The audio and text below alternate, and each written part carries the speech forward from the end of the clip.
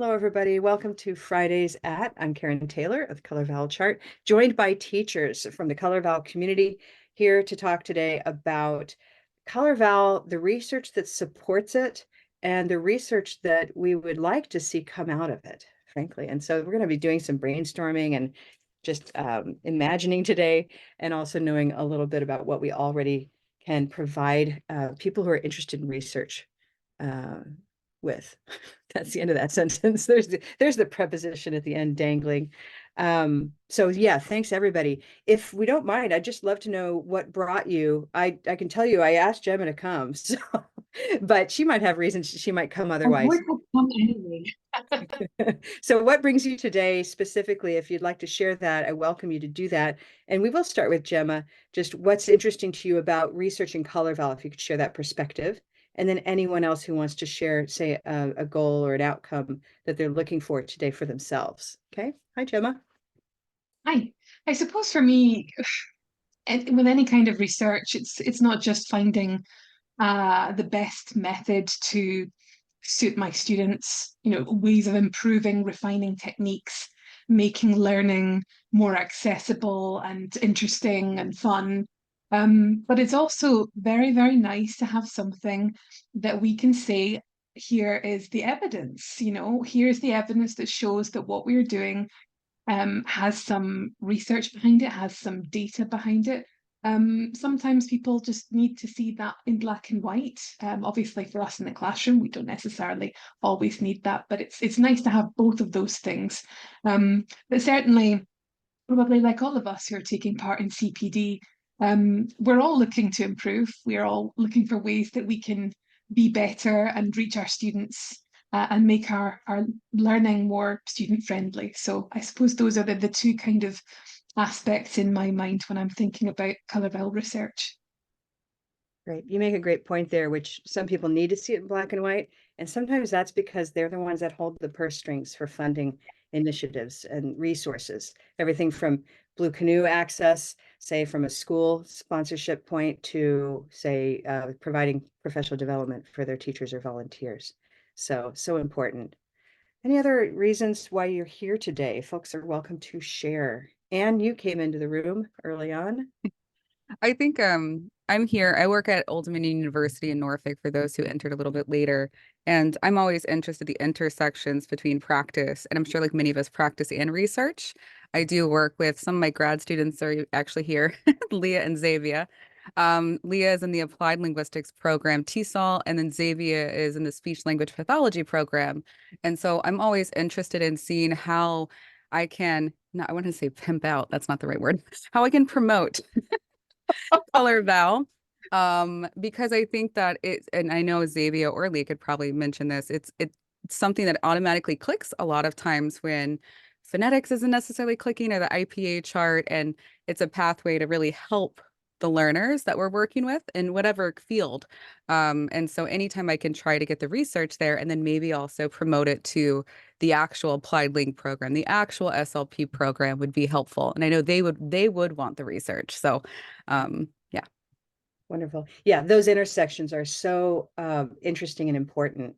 If you, I've done a little bit of work with just the idea of innovations in society and creativity.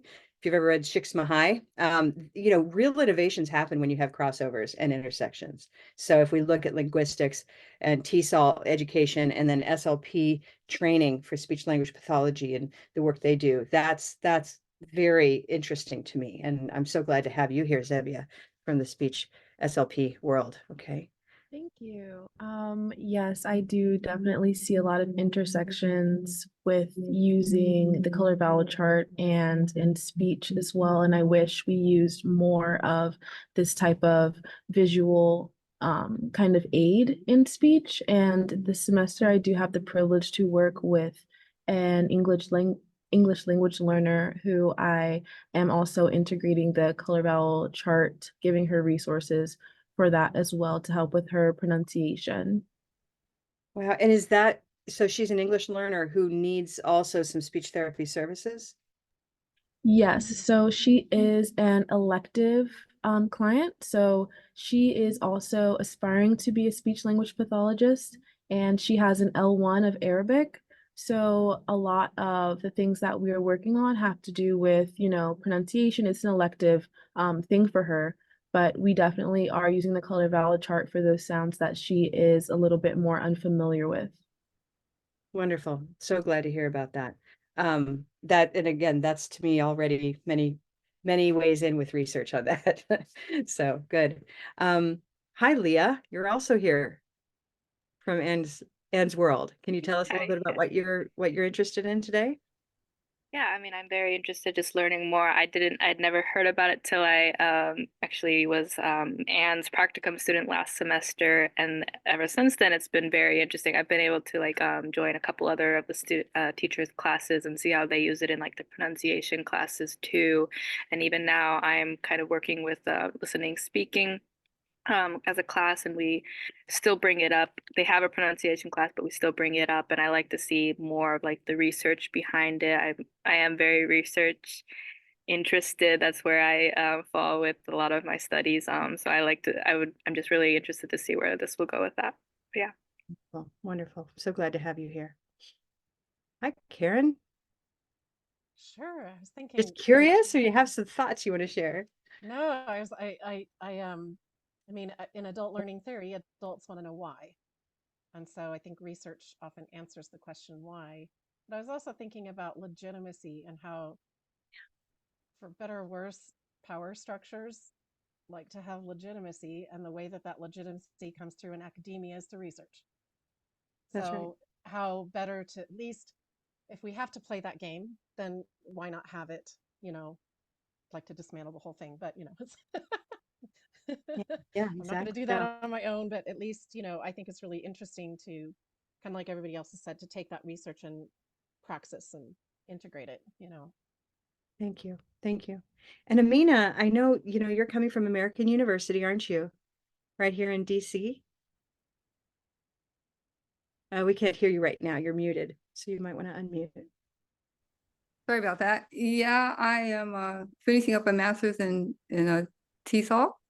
Mhm. And I was very interested in pronunciation. One of the reasons is because I tutored a student, not a student, a writer from Tibet who wanted help with his writing, because I was initially a writing consultant before getting into the MA program. And what I learned is that although he could read really well, he writes for a living, his pronunciation is not good at all, to the point where he doesn't communicate in English if he doesn't have to.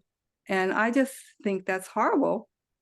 And so I started out wanting to help him, and got very interested in trying to do something about it. So I actually worked on a project for pronunciation, which I hope to use with him and some of the other students that I teach in a beginner level adult English program.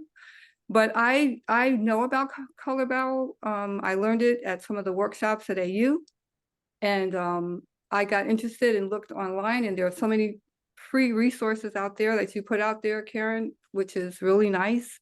And I used it with the adult language program in Arlington, and it was successful.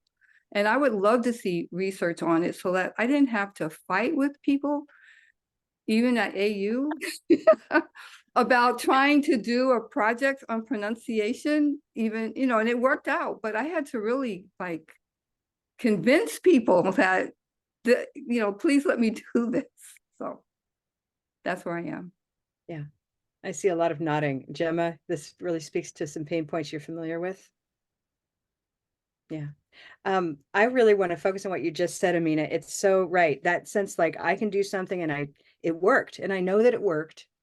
And so often teaching is confined to that. I know it worked. I'll do it again. I'll tweak it. I'll make it better. We're constantly doing research of our own as teachers. And I really want to say that out loud and honor that, because today I'm hoping to provide us with a good dialogue around leveraging that, what we observe in our own teaching, as a legitimate source of research. Okay. Often we think of research only as the one kind that we're so familiar with, the kind we might see in a journal, or it's reported in the newspaper with some kind of a overgeneralization oftentimes.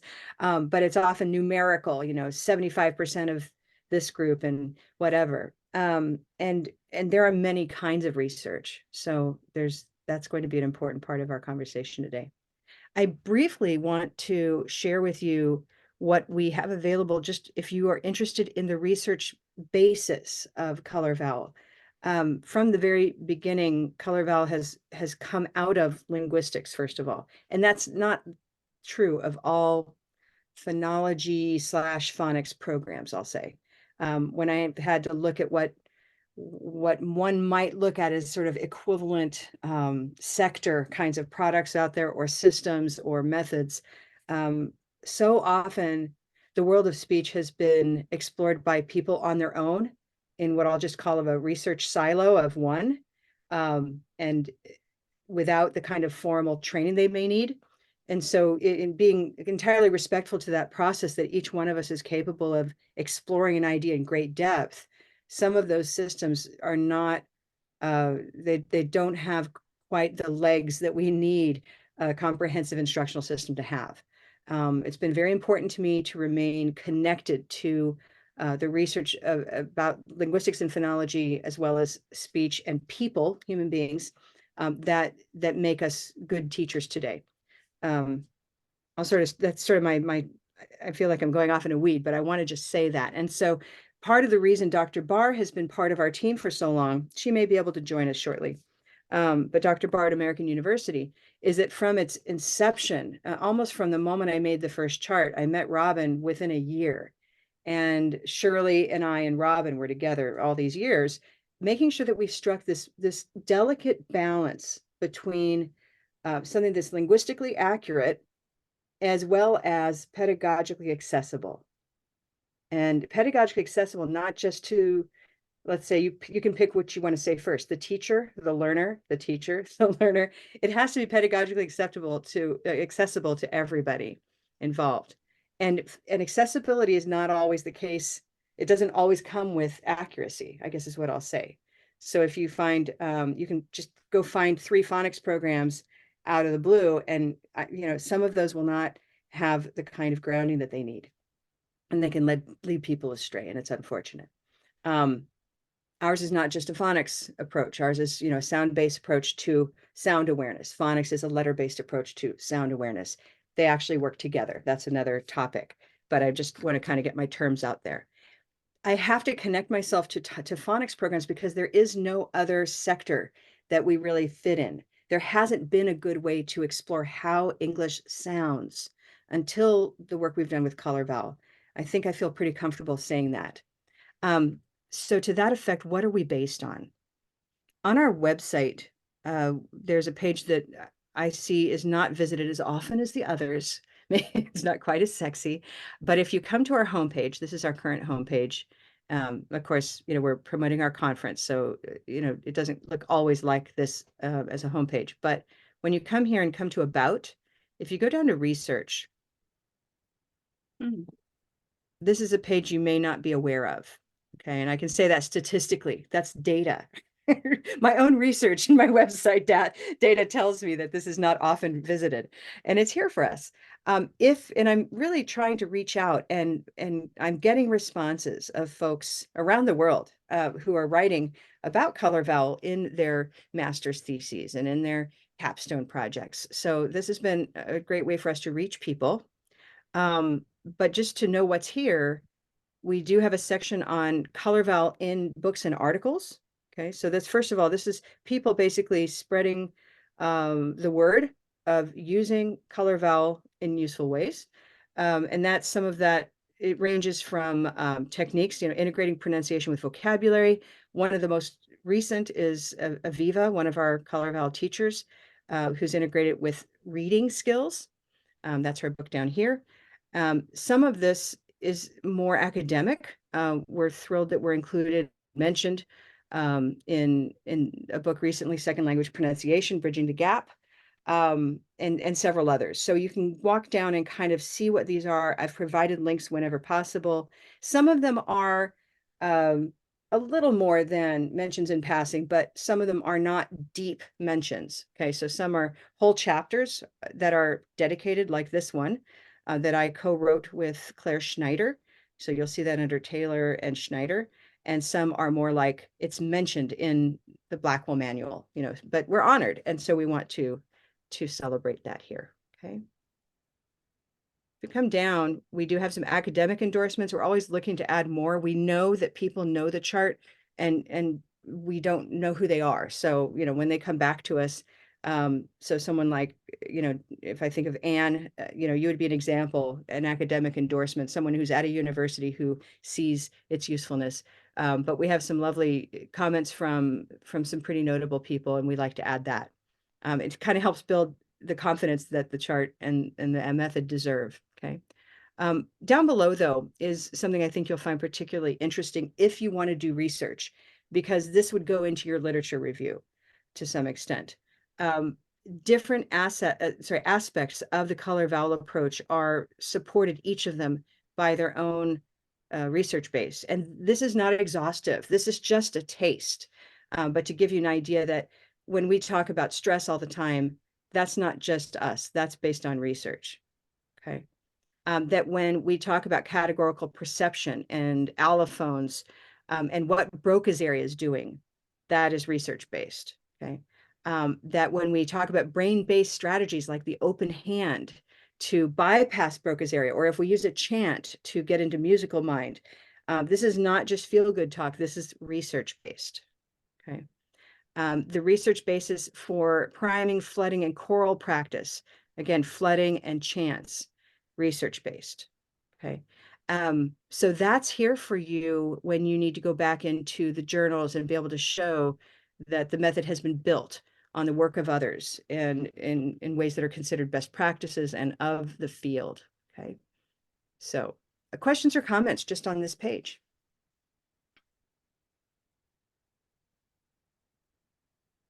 I have a question. Mhm. So if we come across something that's not here, do you want to know about it? If we come across something in our own research for maybe a paper we're doing?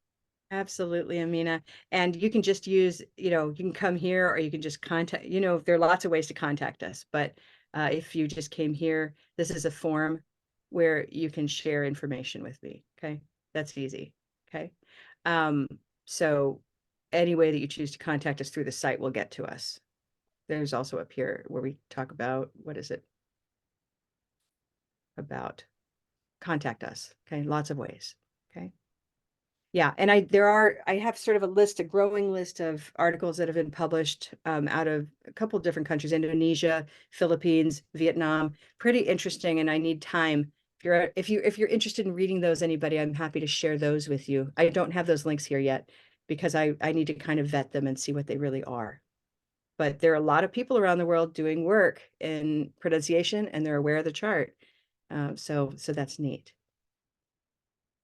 Any I other have one questions? question, Karen. Is there a lot of research coming also? I know you work really closely with a lot of Japanese teachers, and there's so much of, I see most of our color vowel stuff, a lot of them always have a connection with Japan.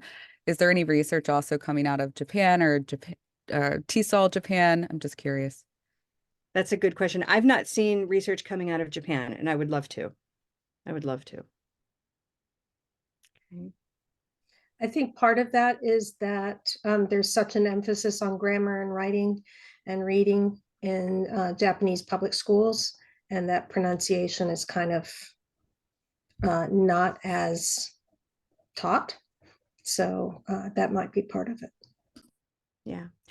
That's something I think that Amina really touched on, that Jennifer's building on, that pronunciation as a term, as a concept is not equitably treated in the world of second language education. Gemma, would you agree with that? And would you elaborate on that idea a little bit and what you know? I mean, if we think just about pronunciation assessment, just on its own, in something like the leading, assessment journal, where people who assess speaking, writing, listening, all of the kind of skills publish, typically, I think from the first 25 years of its run, only 2 articles were actually about pronunciation, and that takes us up to 2010. So for all of that time, only, a big one of the leading publications on assessment in English language teaching there is only two articles on pronunciation assessment. So I think when people think about assessment in speaking, they don't necessarily think about pronunciation. Certainly, this is my perspective and my experience. They think about assessing a presentation, some kind of formal spoken assessment. And if pronunciation is included, it's this tiny little box, one section of it, rather than an actual holistic assessment of what the student is producing. So certainly from that regard, it's not always been something that people have considered. Right. And I think there's some reason for that, we're not here to, it's not a criticism of the past. It's that there hasn't been an easy way to decide what pronunciation really is. And I think for many years it was looked at as a prescriptive notion of what proper speech is, which was very convenient because it's easier to decide if somebody matches the prestige or the chosen dialect and say, nope, they didn't get there, And I always think back to my colleague from American U from several years ago, Renee Feather, who shared with me her story. If you've heard the story, I know, bear with me, but she was in the teacher education school in New Jersey. And her class, thank goodness, was the very first class to not have to pass a dialect speech performance test to prove that they could speak English without the dreaded New Jersey accent. Before her, people actually failed in their journey to try to become a teacher in New Jersey. And I mean, let's all just have our eyes open at that for a minute. That wasn't that long ago. It was 1969. Okay, so you had to be able to fake speaking in a certain way to pass this test to become a teacher in your own state where everybody speaks like you. So it was easier to create those kinds of assessments and say you don't fit the bill because you don't speak like this person or this model. Again, what we're able to do with Color Vowel that's so exciting is we're able to teach descriptively. We're able to teach to the range of accents that we all represent without exclusion. Really, and that's what's lovely. I don't have to just add 2 or 3 other alternatives. It's the whole spectrum. And that's pretty exciting. I'll take that moment to just mention that, the chart behind me is not the only one. And I say this because, we record these sessions, we have new viewers all the time. So this is not the only chart. We have a second chart that we made with great thought because we knew we wanted an all-inclusive universal chart if possible. But what we found over time is that the one that we created, this one, really is about North American Englishes. And so most North Americans, I would say this works for North Americans, okay? What it wasn't working for was Commonwealth speakers of English, starting in the UK, but all around the world. So if you're Australian or Irish or from New Zealand or from South Africa, or a world English. So we found that people needed this other chart that's right here. We won't go into it, but I want you to know they're both out there and they both work well. And they can be used together, as Gemma is going to be doing in the next 4 weeks in our level 1 practicum that we're teaching. We're super excited. It's the first time we're teaching that level 1 training and practicum with an added facet of accent variation as sort of the focus or the overarching feel to it. And we have teachers from all over the world in that group. So we're very excited about that and thrilled to have you, Gemma. And I'll just leave this one here for a while, okay? So we're able now to think not about matching the goal, whatever that goal was. Now it's about something much more powerful, which is mutual comprehensibility. And that's back, I'm watching Amina again, because I just keep thinking about what you shared with us. Here's somebody who basically won't speak. He's afraid, this client of yours or the student of yours is afraid of not being understood, and all the things that come with that, right? The affective abuse of, I don't know what you're saying, and that feeling of absolute rejection and outclass. So to have a goal of simply being understood is so much more inviting than a goal of sounding like the goal, the target. Yeah. How do we do research on that? That's a good question, right? I'd like to switch over to now provide us just with a background to the idea of doing research in our own classrooms. And if we do this well for ourselves, we'll walk away thinking, huh, it wouldn't be so hard to collect and reflect on an experience in a way that would take the form of research. Okay. And please feel free to use the chat, and do step in if you have a question or you want me to stop and, we need to talk about something. Before we continue to this next phase of our conversation, anything boiling up for you that you need to talk about? I want to honor and say hello to Dr. Barr. Hi, Robin. Hello, I'm excited. Oh, uh-oh, no volume. Hold on, something happened.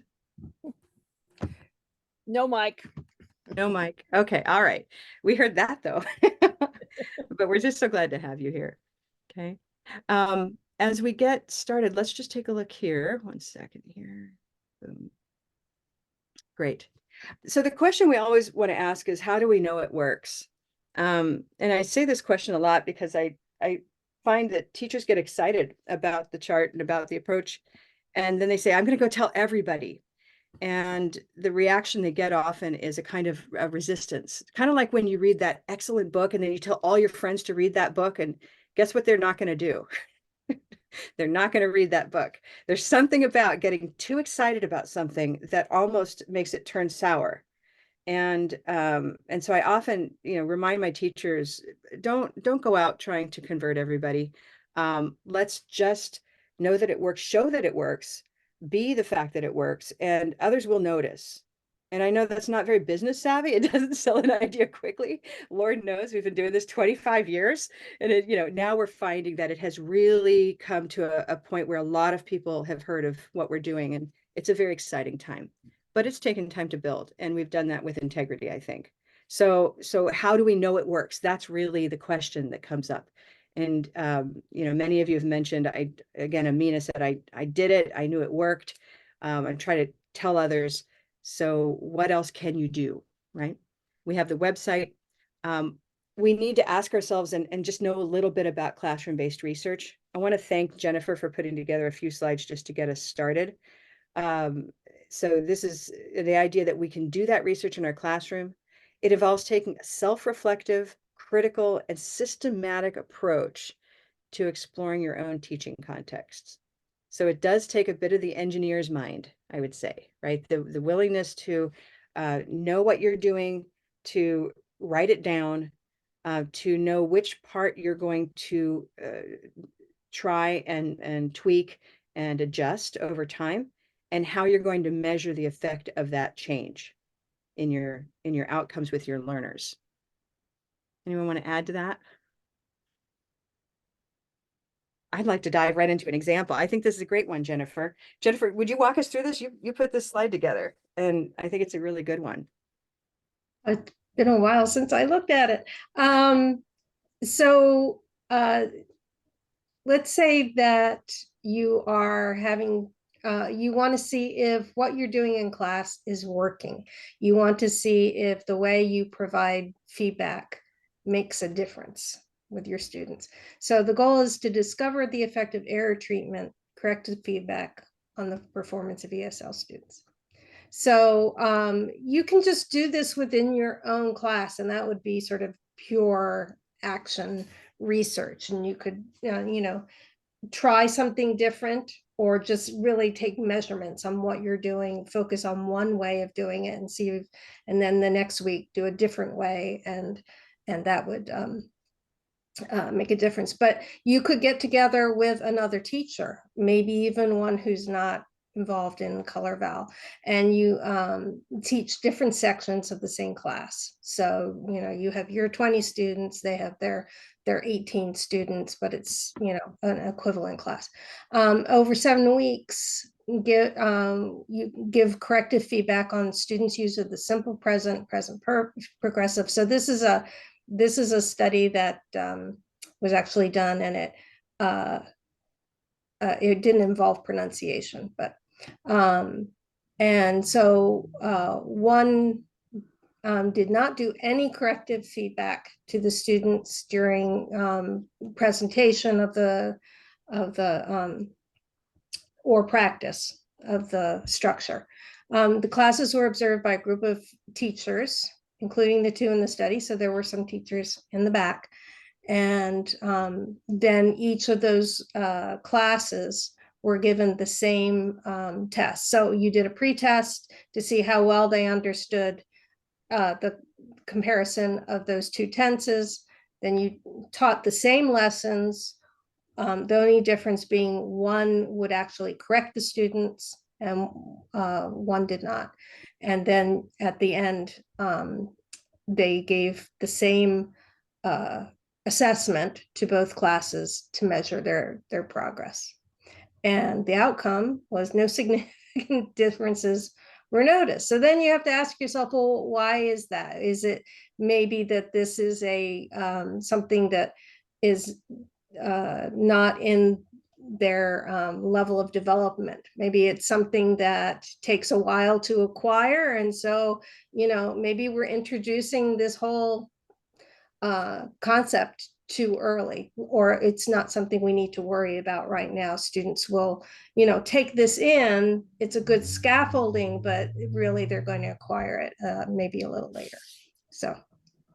Yeah, there are all kinds of questions that immediately pop up, right? So what are some other questions we could ask if we know that they made the effort to include explicit instruction in these grammar items? And again, this is not a pronunciation study. This is a real structure, grammar type action research that was done.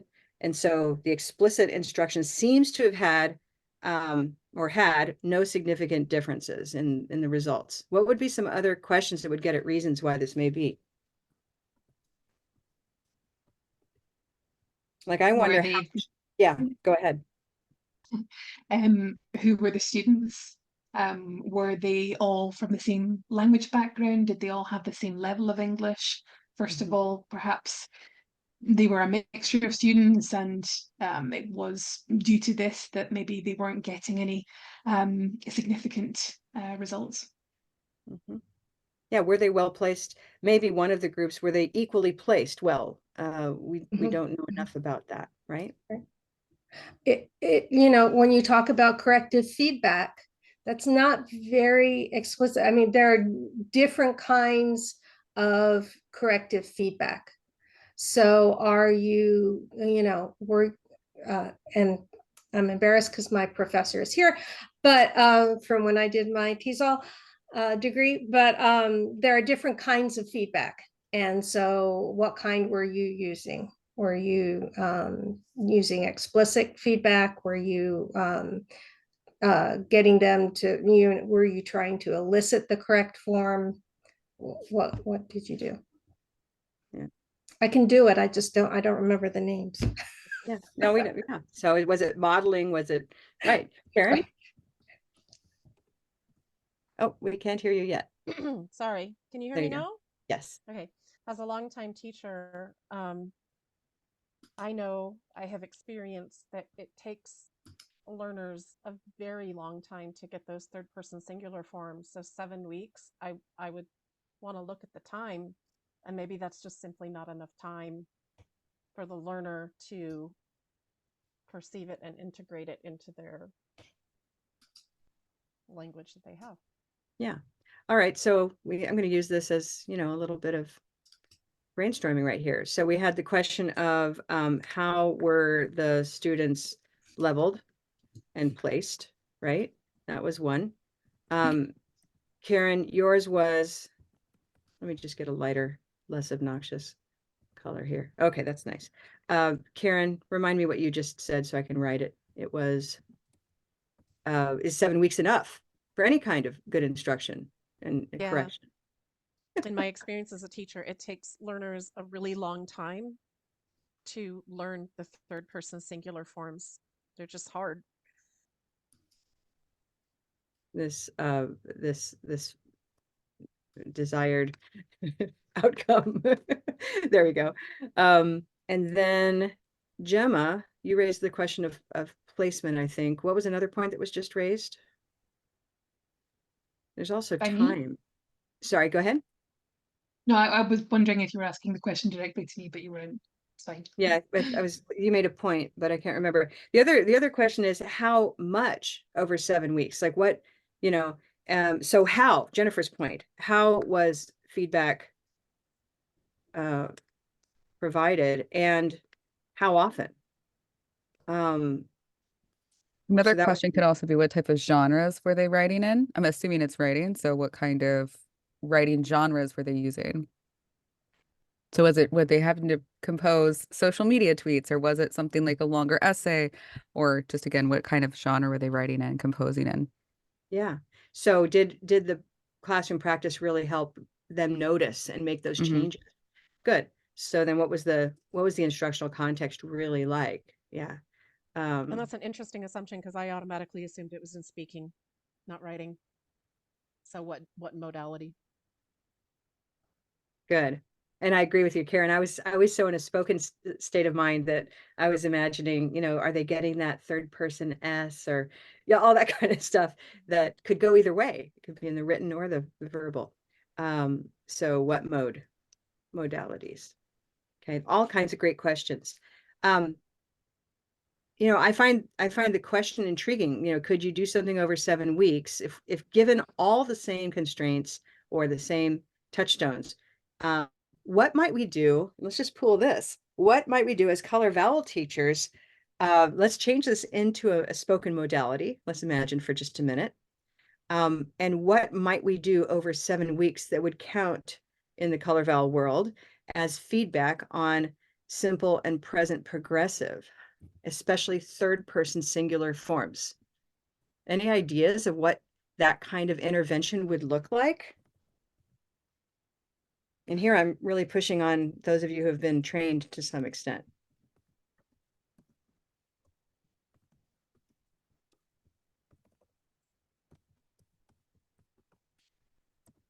So here it's error treatment. Where do we find errors in the spoken? It'll have to be captured like a rare species in the wild. But you could have these moments where whenever the teacher notices, what do? Robin? Can you hear me? Yes. Okay. What I always did for the third person was I would have a word beginning with a vowel after the third person singular, and I would teach them phrases in which they had to link the S with the following vowel, and that made it a lot easier for them to notice that the third person had an S, and at least in those contexts, they were able to produce the third person. Whether they could do it outside of those chunks, I'm not sure if they extended it, but that's something that helped my students. So you could create a kind of a practice structure that ensures that just the motor planning of getting that third person S is in place. Is that kind of what you're getting at? And also they can hear it. They can hear Right. it better if it's linked to a vowel. Then many languages will just delete the final consonant in a cluster before another consonant. So Great. Let's just give an example. They're not used to hearing it. So she's what's that jazz chant? He just sits around and watches TV. Sits around, yeah. Watches TV isn't as good, but sits around is a good one. Yeah, she just sits around. She just sits around. It's a wonderful chant, and watches TV. You never listen to me. I love that chant. That's a Carolyn Graham chant, by the way. So sits around would have then, I'm just going to make a line here for the link so that it's all intact with my little bubble. Okay. So you might say, we're going to add a little piece that sensitizes students to noticing, hearing, and producing that third person S. That might be one part of our treatment. I mean, I say that's in the color vowel context simply because color vowel also includes rhythm and working with the right side of the brain and other, all different parts of the brain, not just the language area. Yeah. In other words, we could say, fine, we're going to do this. And guess what? We're going to have a benefit. We're going to plan for a benefit right here in the research question. And there's going to be so much more that comes out of that. That's pretty neat. Any other thoughts? Sorry. Ideas? I think one of the if we're looking not necessarily at the difference between the two tenses, but at the form of the tenses, present progressive sort of has that same thing. A lot of students aren't hearing what is often the contracted subject and that auxiliary be. So they're not hearing the S on he's or she's. They're not hearing the M in I'm. And then they sometimes they think they're saying the ing on the end, and they're actually not. So using color vowel techniques to hear the difference in the rhythm of he's sitting and he sits. And so it's not just the sounds, but it's also how many beats there are and things like that. So Okay, good. because So I in find other words, students a lot of times they think they're saying it, but they're not. Or the issue is that you're saying it and they're just it's lost to them, those final consonants a lot of times. Yeah, the Yeah. unstressed syllable gets lost. You're right. Yeah. Mm-hmm. So just making sure that essentially all of this may have been wonderful corrective feedback, whatever this was. But if they weren't in a position to notice what it really is getting at and the difference between, first of all, they've got grammatical awareness, right, of when do we use the present progressive, when do we use simple present. And so having experience with just when to apply which one, and then within the mastery of those, is that a grammar thing, or is that a production, or is that a listening, is that a noticing? There's so much going on here. It's such a complex question. We might be shifting this study more toward, let's build in these pieces and see if that helps. We can also build in noticing the moment of the spontaneous error. And that's something we also do in Color Vowel, especially in the coaching practicum. We learn, how to utilize learners' spontaneous speech errors without making it awkward, with quick ways to adjust, recast, and move on. Okay, that's pretty exciting too. So you can see already we're starting to redesign, and I think this has just been a really lovely example. Is there anything else in this study that excites anybody they want to say? It reminds me of when I did my diploma about 12, my teaching diploma about 12 years ago. And one of the assignments I did was observing teachers in the classroom for error correction. And there was this wonderful one that I found very little information on, but it was a kind of physical response when teachers would use a bodily movement to indicate that there was a mistake had been made. And I think I was doing this a little bit in class myself this week, because we were working on, these kind of sibilants and S endings and things. And when students were making a mistake, I was putting my hand on my throat to encourage them to check, what was the sound before the S? Was it a voice sound? Was it unvoiced? So just by using a movement there, trying to get them to remember, is there an S or a Z or an is pronounced? So yeah, it just reminded me of that kind of physical kinesthetic component. Okay, I think this is huge, Gemma. It's that, what was that corrective feedback? Was it oral only? Was it written only? Where I'm just going to tell you that you missed it here. Is it that kind of feedback? Whether oral or written, we know what that feels and looks like. It's a one-off, right? Oh, it's not she sits, it's she sits, say she sits, and they say, oh, she sits, and then they move along and it's forgotten, right? So the moment you're able to add a brain-based strategy, that includes anything that can launch the mind's focal point to the non-Broca's over here to this multimodal place, the physical, the musicality of a chant, both of those are very powerful, right? And you can do analytical work as well that will stick around in Broca's, but even then, you can make sure everybody knows when to apply it in theory, but you have to come over here and experience it. So Gemma, you mentioned a gesture. What kind of gesture could we use? Well, I mean, if you're talking about tenses, it could be something like, in the past or in the future or ongoing, like that. So something like a hand gesture. Yeah, exactly. If it depends on which part we're thinking about. If it's back to when do we use these, It's interesting. I also think the setup is interesting to me. Here they're focusing on simple versus present progressive. A similar one would be, simple past versus past progressive, which is its own other decision tree, right? And that's one that I'm familiar with that Gemma just alluded to. That's something like teaching stories where I was walking down the street when I saw, a dog, whatever. So using these kind of gestures just to get the concept of tense down and their relationship. And couldn't we do something like that? That's also, whether it's gets or going, some kind of gesture that we can employ systematically for the sake of that study with that classroom with those students.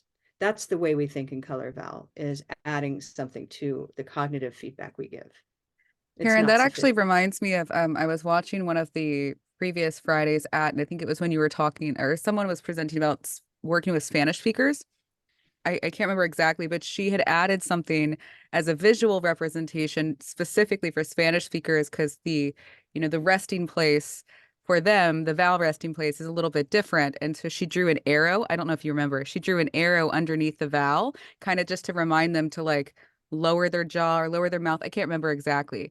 But it made me think a little bit about that, especially if you're working with one population and the same student, they would have maybe the same issues. So just adding even little tiny things like that, whether it's visuals, but that could easily have been like a hand gesture or could easily have been something physical. Yeah, I had a Absolutely. very, very successful experience with Color Vowel, just with the difference between black and olive, which is a problem for most of my students because many of them would only have a single vowel there. And just as they were speaking, either pointing to my tongue to show it was more of a front vowel for cat, or just holding my hand forward versus down for black versus olive, made a huge difference. And they would do the same thing. I mean, they were able to get the physical correction in even before they thought about the mental or linguistic correction. Right? They were able to move their tongue to the right place. Yeah, recognizing that they don't always have to know again why. That's already maybe been covered. How And many also they times can't, have you- if I corrected them immediately, they wouldn't be able to hear the difference. Mhm. It probably because they don't have two separate phonemes perceptually, but they're able to produce the difference. Yeah.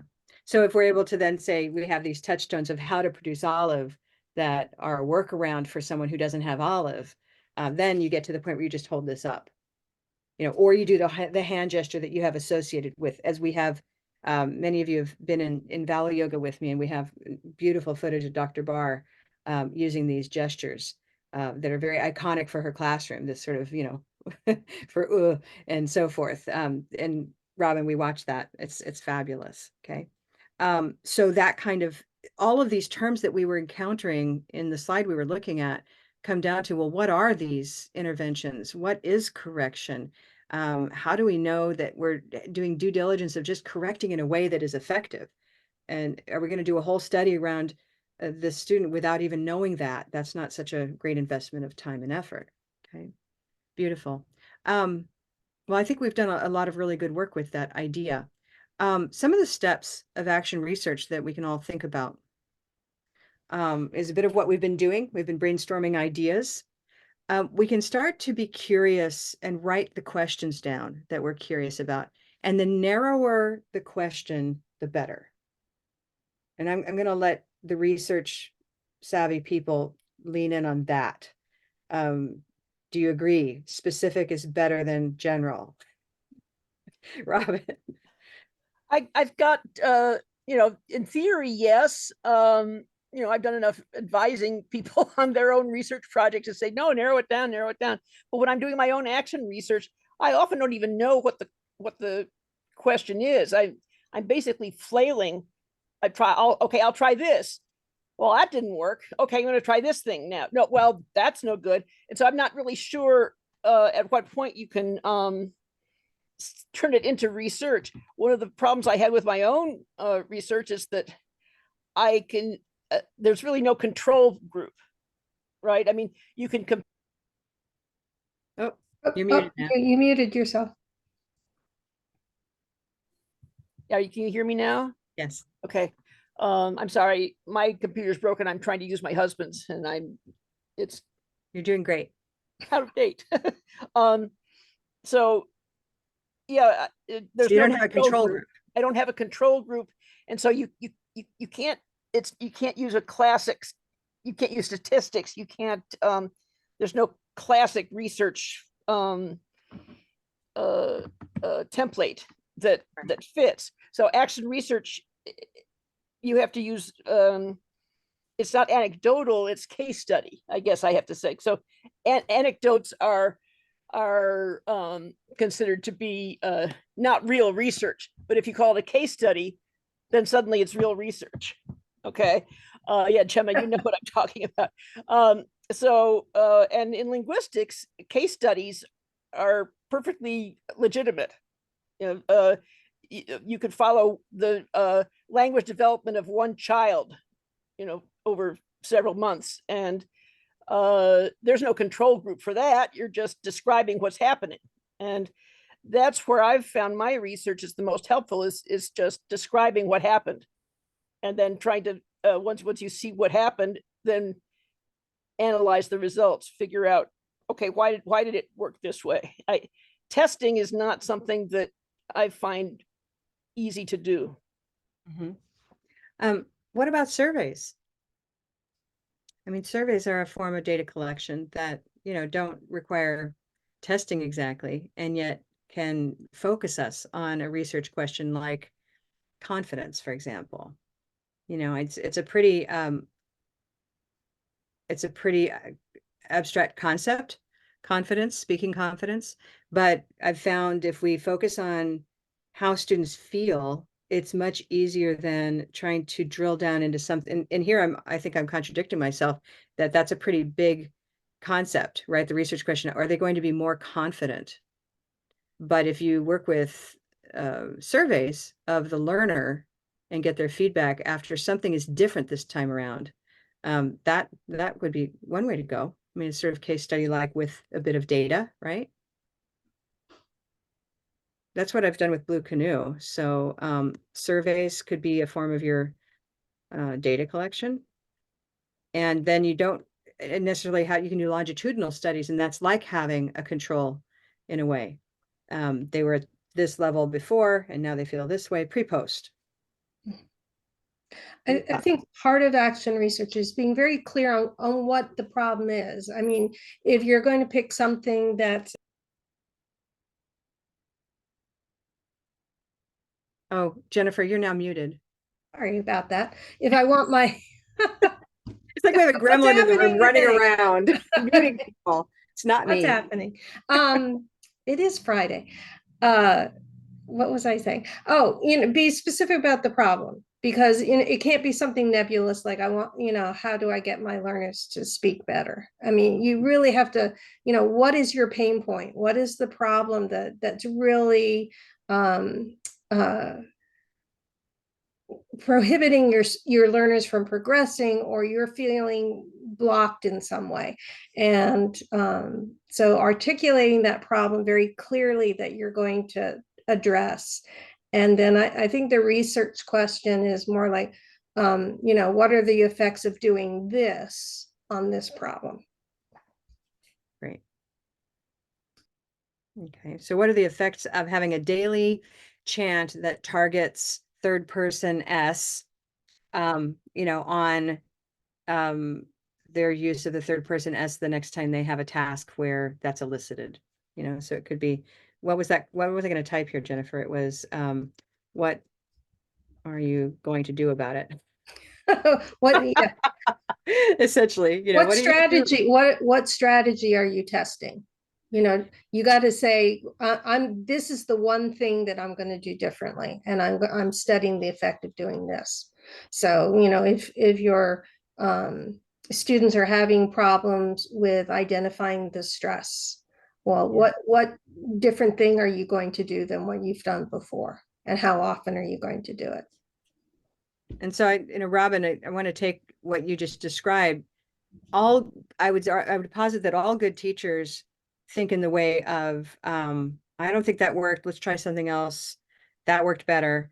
I would call that a level of thinking we all want to have, but this is a bit more structured, right? This is, I'm interested in a specific pain point that my learner has, or I do, and I'm also going to discipline this approach to say, I'm going to do one special thing this time around that I can focus on. I'm going to aim to not change three things. I'm going to change one thing. So I can say that any changes I notice are a result of that one change. Is that fair to say, Jennifer? It kind of encapsulates what you've just said. Yeah, yeah. If you hear about a really great new activity and you want to see if it's a thing that's actually going to make a difference, maybe you're going to try doing jigsaws activities with your students, or do guided comprehension exercise, whatever it is, and see, do they retain the vocabulary better if I do that?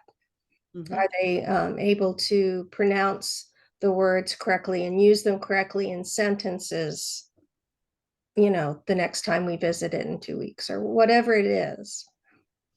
I'm going to pause and share something that's going on here in the Maryland area. And it relates to, well, I'll say that it relates to these three questions, to focus our attention on color vowel research. Recognizing that there's a distinction between the color vowel chart and the approach, and then what it means to be or not be a trained teacher in the approach. And all of these are possible, by the way. One does not have to be a trained teacher to do this research, as I've seen, because people do it.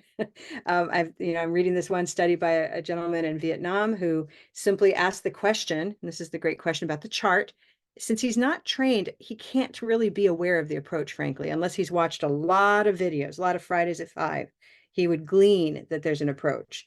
But let's just say theoretically that he doesn't know the approach, right? But what can he do? Well, he wrote, his study is essentially, does having the chart and naming each vowel and providing learners with a name for each vowel, does that alone help them have higher scores on a test of phoneme recognition? That was his very simple question. And it's an intriguing question. So I'm working on, understanding the design of his study. What was his sample size? And, how did they do this assessment? But isn't that an interesting question? Yeah. And then another version of that from another paper is, does having the chart names for these, and this is the simpler version, help learners not recognize the phoneme, name, let's see, how do they put it? Does having names for it help them? Well, maybe it was the first one. I'm getting confused about what I read. So I have to go back. But just that kind of simple question gets at what the chart can do pretty much all by itself, as long as you have a conversation around it. Okay. Having the approach in hand, though, then allows you to say things like, well, what if we build in certain routines into instruction and into the curriculum? And so what's happening here in Maryland is we have a school in Prince George's County, the International High School, in Langley Park. And we have 3 teachers who are level 2 trained that are the ESL teachers there. And we have an entire faculty of content teachers, math, biology, history, all this PE. All these folks are minimally trained through a workshop that we provided. And then some have more training through our program, through the video program, and so forth. In other words, 100% of the school has faculty exposure to color vowel strategies. And the school is I should add, the school is entirely ESL, English as a second language. Everybody who attends that school is an English language learner. So Zabia and Leah, this is very intriguing, right? You're kind of in the area. This is a place that if you were ever intrigued by the idea, we could arrange a site visit, because I go out there fairly often.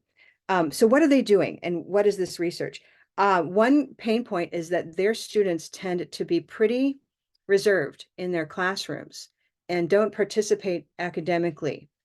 And I posited, that is a confidence issue. So if then I say, well, what if teachers, and this is now moving into theoretical, but the ESL teachers always use chance to introduce the day's objectives.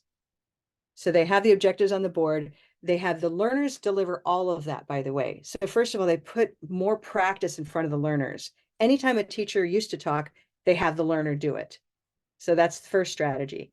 The second is they turn these objectives into chance. So they get used to using the words that are part of the academic objectives with the idea that it will accustom them to speaking with these words, right? And then the question will be is, does that have an uptick in their classroom interaction? Are they more willing to talk in class using academic words because they use them in these morning warm-ups with the objectives? And that last part is the question. It's sort of the add-on piece that they haven't done yet. We're not sure how to measure, how feasible is it to measure the frequency of student participation in class. That takes a lot of manpower to go and observe that and do little tick marks, or you have to video it and do the same thing. So we have to go with impressions right now, and impressions do not make research, but they encourage research. Okay, so that's sort of an example of a dream action research that I would like to, move forward on. We just have to figure out how to operationalize that. And feasibility is the devil's in the details, they say. It's, actually doing research is harder than, well, it's easy to think of it, but to do it is hard. It's very hard to teach and observe at the same time. That's something that you might want to think about if you want to do the research. Have somebody come in to watch you do whatever it is and take notes, because you may think that you're doing it one way, or you may think that there's improvement, but if you're up there teaching, you're in a different zone from the observer. So if you can get a minion or an assistant or volunteer, or I don't know, somebody to watch, that could be really helpful. The alternative to that is record yourself. We're so a lot of people just don't like watching themselves, but really it is just unbelievable. Just record yourself. Make that the first step before you even come up with your research question. Record yourself, and then before you watch it, reflect on it. I mean, it's so important to be a reflective teacher, to just take a few minutes after each class and just, what went well, what didn't go well, what, but then watch yourself and, maybe do a few metrics, something like, how much teacher talk time is there versus student talk time? What kinds of feedback are you providing? And maybe, every time you make a chart and every time you give feedback, what kind was it? And I put a little file in there that has the different kinds of feedback that came from an article. And the other things would be like, are you always calling on the same students? How many times does each student get to talk? Things like that. And then take all of that reflection and keep that in mind as you develop whatever strategy you're going to try. Yeah.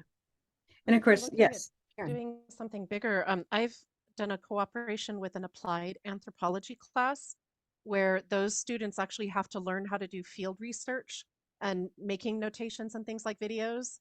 And so, if you can partner with in another department to get their students doing some of that grunt work, which they need to learn how to do in applied anthropology. So that's, start working with other colleagues can really help. Right. And I think we can sense this can have scope creep pretty quickly. Scope creep of meaning, you have an idea and you're like, now I need minions and now I need, transcribers. That can get pretty big. Welcome to research.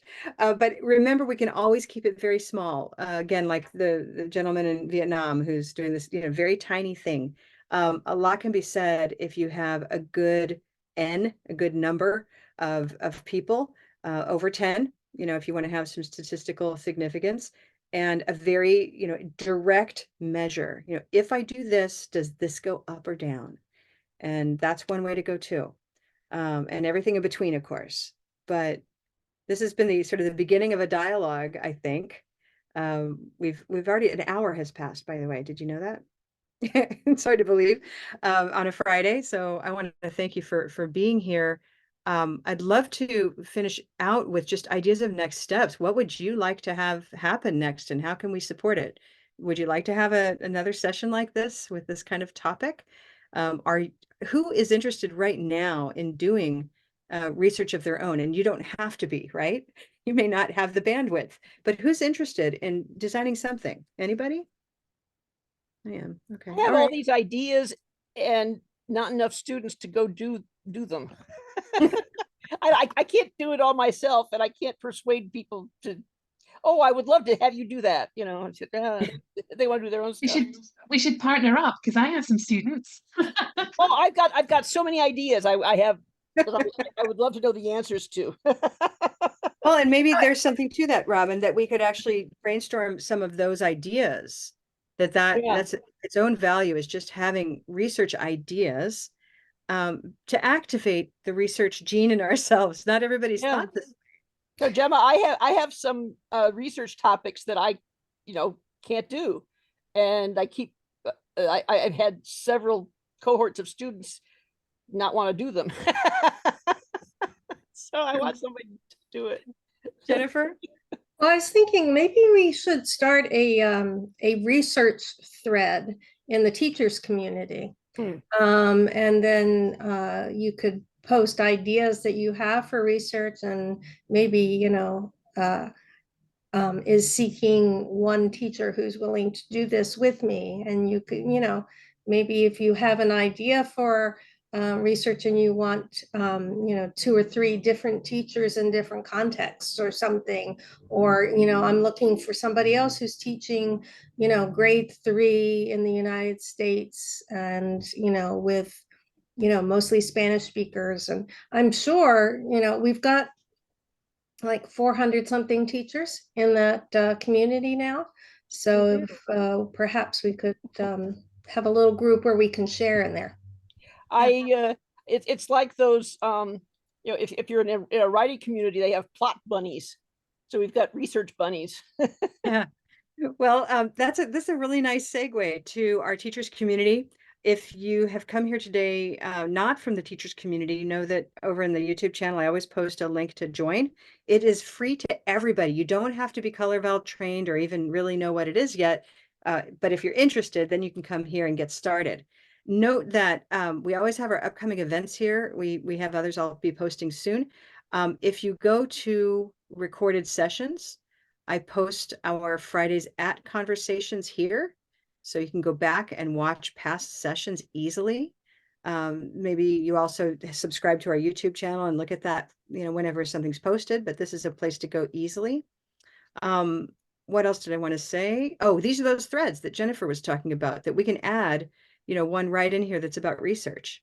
That would be very easy. And maybe we'll do that just after our conference, like when things are especially activated in people's minds. We could have a post-conference discussion about research and see what people are interested in doing. Okay. I did want to draw attention to this one event that's posted right now. February 23rd, Dr. Barr, our very own Dr. Barr, and I and a few others will be delivering a 4-hour workshop from 1 to 5 p.m. Eastern on teaching English learner literacy. And I was just double checking my calendar to make sure I had the right date. I think you do. I actually have it on 2 different days, and it's confusing. So yeah, let's hope. Okay, so this is confirmed for Friday. All right. That's right. And so if you're at all interested in the intersection of color vowel and phonics and activities to increase phonemic awareness, that is what we're doing here. I'm excited about this. Well, but yes, she is. She always 4 hours is not enough time, but we can touch on things. Yeah. All right. Wonderful. As we finish out, I'd love to hear any takeaways or just any final thoughts folks have.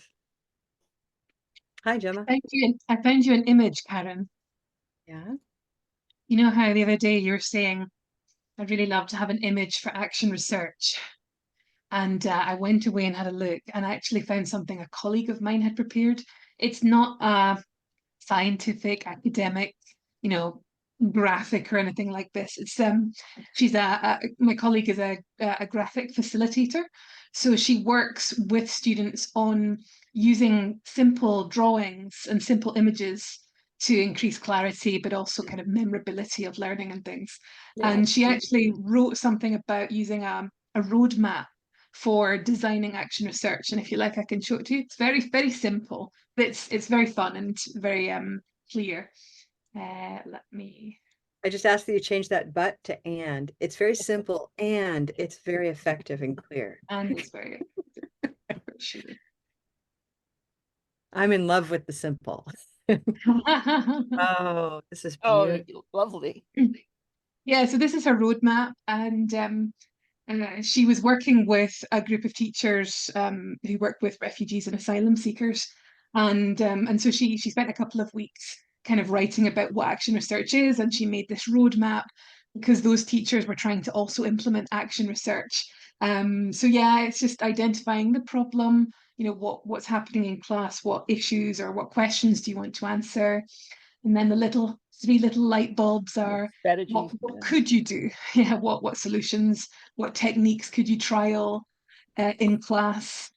And then going over to here, you're thinking about where you can get ideas on what you can do in class, you know, speaking to colleagues, listening to teaching podcasts, or going to YouTube and watching a Color Vowel video or recording, reading a blog or an article to get ideas about ways you can trial these different techniques. And then actually going into the classroom and using these, what you've learned before reflecting on it. And the kind of final optional stage that she said was summarizing your findings. And of course, could be in a written summary, but it could also be like coming to the Color Vowel conference and sharing in a presentation or a teaching tip or something like that as well. Yeah. So I thought it was fun and nice. Oh, And, this is brilliant. Can we share this and credit Emily? Absolutely. Yep, I can send it to you afterwards. Just wonderful. Just wonderful. What a great way to. I love it. I love the that. metaphor. Yeah. It kind of sums up what we said. Really nice. Yes, it does. See, Jennifer, I didn't have to spend hours planning. I knew we would have just a wonderful conversation by coming together. So I want to thank Jennifer for giving me a bit of structure. Even if it was a while ago, I was able to use those slides just for food for thought. Gemma, you really brought it home, so thank you for that. And every one of you, just for bringing your interest. It's wonderful to see you, and I thank you for coming today. Liz had a question about where to find some of these videos. I think they're posted in the teachers community. Is that correct? That's correct. Okay. Yeah. So there are two places. We have one is easier to find if you simply bookmark, know how to find the teachers community, right? So the teachers community, and Jennifer, maybe you can post the external link for the teachers community to join. You know, once you're here, you can just need to read down and find those recordings. I think actually Liz's question was specific to the videos you referenced about Robin teaching and the Oh, the yeah, that's gestures. I think, is see. that correct, Liz? Is that what you were looking for? Yes, I think that was what the question was about. Yeah, we might. I don't know that we have that one on the public side. We use it in Oh. our Color Vowel yoga course. Yes. So we do keep some teaching examples that we utilize in our courses, and I'll have to look to see. But it does help me remind me to remind you that we also have our YouTube channel, and that is a They're good like place. a sequence of 4 videos, I think. And now I Right. can't remember where we had them. Would Right, that so be there on the was- YouTube channel? Would those be on Nope. the YouTube channel? Hello, Okay. everybody. Probably to not. Fridays Let at me 5. I'm Karen Taylor. I'm Color. Sorry. Let me just say there are some videos we show on our YouTube channels and others that we don't, that we keep for our instruction. And so when you're in a course with us, you get glimpses of videos and uses of videos that you don't get on the public side. But it is good to remind ourselves that our Color Vowel YouTube channel that you can subscribe. Anytime I post a recent Fridays at video, you'll get a notification if you're a big user of, if you're the kind who knows how to manage the notifications. Not all of us are. They can get overwhelming. But it's a great place to kind of just look at videos. If you want to go down and see all of the public videos that we've posted, there's so much here, right? And then if you look at the playlists, those organize the videos in certain ways. And these you're seeing categories that are unlisted that are my own because I'm signed in. But our public ones would show up in a different setting. I'll kind of stop share that. But you'll see that we have so much available already in the public, and you might find a few teaching videos in there. Okay. But Liz, I'd love Yeah, to it's see. great I mean, I know we're topic. always saying come, but our level 2 courses are astoundingly fun and provide more insight. Hi, Karen. So it might be a great teaser to encourage people to sign up for Color Vowel Yoga, to do a Fridays at, or do even a 2-minute little teaser video to show and showcase that a little bit. You mean to show a bit of some of those instructional glimpses? Yeah, exactly. Just do a little reel type of video. Like here's what this is kind of about, and you too can take the Color Vowel Yoga course. That is true. That Or is do a true. Fridays at, about that specifically to kind of encourage people to want to. Absolutely. What it looks like. We do. Yeah. And a lot of this comes with our webinars are great places. When we have those free webinars, we invite people to come, and some of those recent webinars have highlighted examples of real teaching, but we can always use more, Karen. I agree. Along those lines and along the lines of research, and probably a good way to close things up is to say, we've been very excited to see more and more people coming into the whole journey of what we call Color Vowel. And what that means is that we now have teachers a significant number of teachers who are finishing their level 2 teaching practicum. And with that, we're collecting wonderful examples of what it means to teach with the Color Vowel approach. And that's not been easy to capture, especially before pandemic, because you'd have to be invited to somebody's room. I'm sharing the whole darn screen. Sorry about that. And so what we're finding, it's been a few years to get to where we now have a significant number of people finishing up with this capstone, or if you look at it this way, this is our teachers page, by the way. This teaching practicum is now giving us valuable footage of what it looks like, and we'll only be getting more of that. So we'll have that footage to edit and to share with permission, of course, over time, Karen, and we look forward to having more and more examples. Yeah, thanks for that. Okay.